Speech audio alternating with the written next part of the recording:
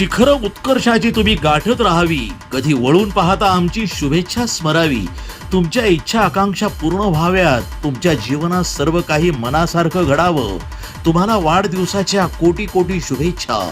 हिंगोली विधानसभा मतदारसंघाचे भाग्य विधाते काँग्रेसचे माजी आमदार श्रीयुत भाऊरावजी बाबूरावजी पाटील यांना वाढदिवसाच्या हार्दिक मनपूर्वक शुभेच्छा.